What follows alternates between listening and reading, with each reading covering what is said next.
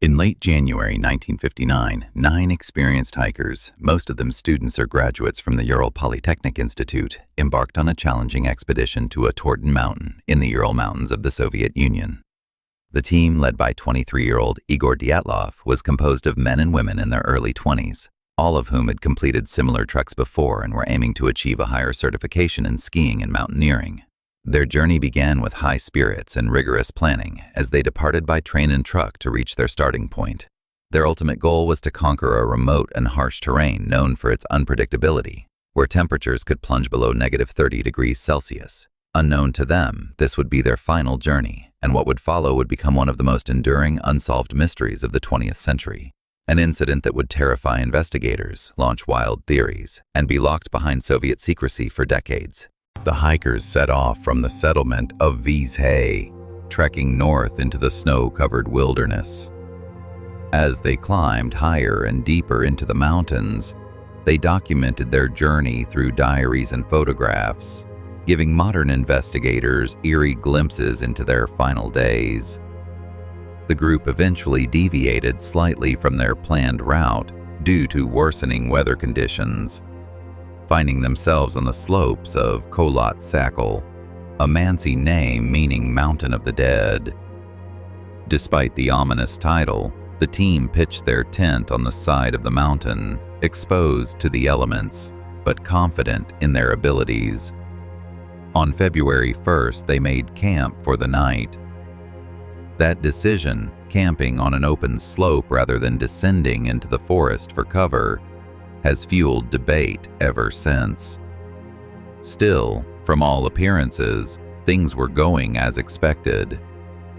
But after that night, no one ever heard from them again. As the days passed and they failed to return, families grew concerned. When rescue missions were finally dispatched, what they found in the snow shocked even the most hardened searchers. The sight defied logic, and the scene that greeted investigators would forever alter how we view wilderness tragedies. It wasn't until February 26th that rescuers located the hikers' campsite. What they discovered was deeply unsettling. The group's tent had been slashed from the inside, as if its occupants had fled in a panic. Footprints in the snow led away from the tent, some of them barefoot, others in socks or just one shoe, despite the deadly cold. About 1.5 kilometers downhill, under a large cedar tree, the first 2 bodies were found: Yuri Doroshenko and Georgy Krivonashenko. They were nearly naked and had burns on their hands and feet, as if they tried to light a fire. Nearby branches were broken high up, suggesting someone had tried to climb the tree, perhaps to escape something, or to look for the tent. 3 more bodies, including Dyatlov himself, were found between the cedar and the tent, seemingly trying to crawl back. They showed signs of physical trauma, but nothing extraordinary, until the remaining 4 bodies were discovered 2 months later, buried under 4 meters of snow. These corpses told a very different story. One woman was missing her tongue, another had fractured ribs and a crushed skull, but with no external wounds. The injuries resembled those from a car crash, not a fall. Even more bizarre, some of their clothes tested positive for radiation.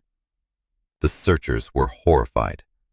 What could cause trained hikers to flee half-dressed into lethal cold, then suffer such gruesome injuries without clear external violence? 4. Theories, cover-ups, and Soviet shadows. 400-plus words. In the wake of the horrific discovery, the Soviet government launched an investigation, but from the beginning it was shrouded in secrecy. Officials quickly sealed off the area and gave vague statements about an unknown compelling force being responsible for the deaths. That phrase, strangely vague and unscientific, only deepened suspicions. The radiation found on some clothing, the lack of external injuries despite fatal internal trauma, the bizarre behavior of the victims, and the strange arrangement of the bodies All of it pointed to something unnatural. Over the years, numerous theories have emerged. Some believe the hikers were victims of a secret military experiment, possibly involving radioactive weapons or infrasound. Others think the group may have encountered a top-secret parachute mine test, which would explain the sudden panic, internal injuries, and lack of external wounds. Then there are more extreme hypotheses: UFO encounters, Yeti attacks, or a supernatural curse tied to the mountain's name. Had always considered the area sacred and dangerous. Some even proposed the idea of Kármán vortex street winds, a rare natural phenomenon that can create infrasound frequencies which cause panic in humans.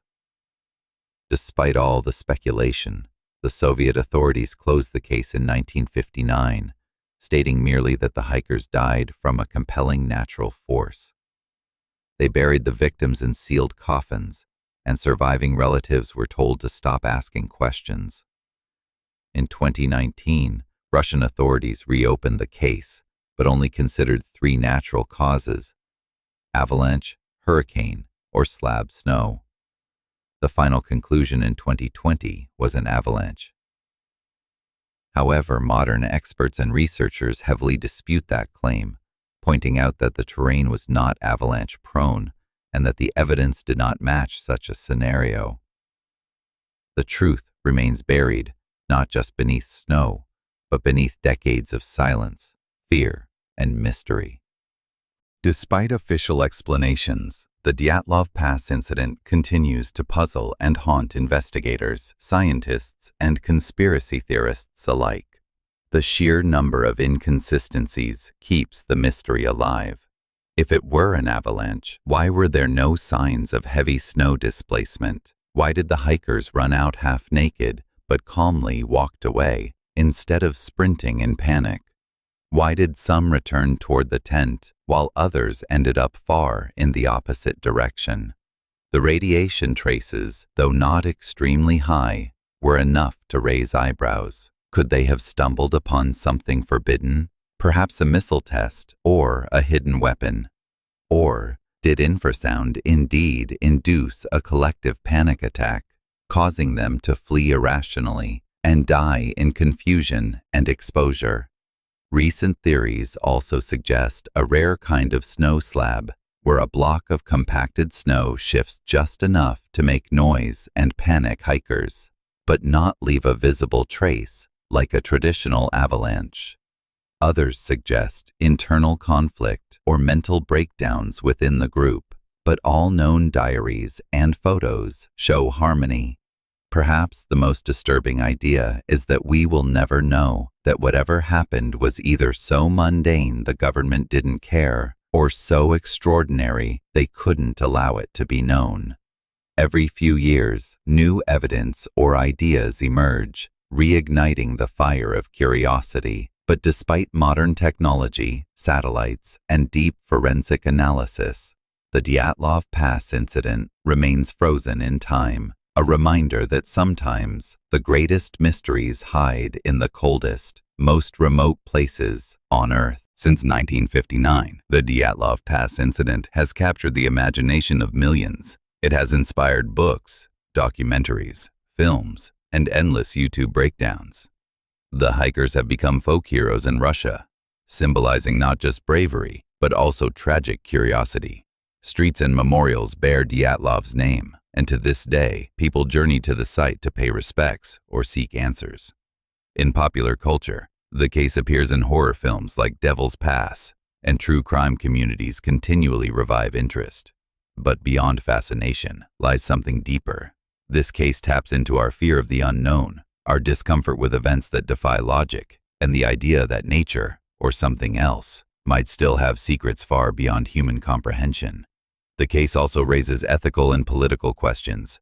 What was the Soviet Union hiding? Why were the files classified for so long? Why were so many witnesses silenced or ignored? With modern advancements, new simulations and AI analysis continue to test the plausibility of every theory. Yet each time one seems close to solving the puzzle, another detail arises that throws it all back into mystery. Perhaps that is why this case will never be fully solved. It has become a symbol not just of loss, but of the limit of knowledge itself.